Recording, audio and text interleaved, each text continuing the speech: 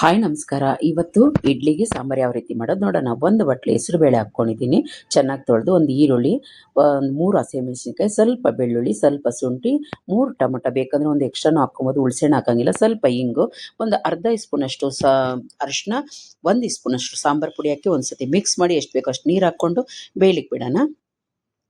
2 whistle ಬಂದರೆ ಸಾಕು. ನೋಡಿ ಬೆಂದಿದೆ. ಅದನ್ನ ತೆಗೆದು ಸೈಡಿಗಿಟ್ಟು ಚೆನ್ನಾಗಿ ಮಸ್ತ್ಕೊಂಡ್ಬಿಡೋಣ. ಅಲ್ಟಿಮೇಟ್ ಆಗಿರ್ತೈತಿ ಇದು. ಇಡ್ಲಿಗಾಗಲಿ ಬೇರೆ ಯಾವುದಕ್ಕೂ, ಚಪಾತಿಗೂ ಅಷ್ಟೇ ತುಂಬ ಚೆನ್ನಾಗಿರ್ತೈತಿ.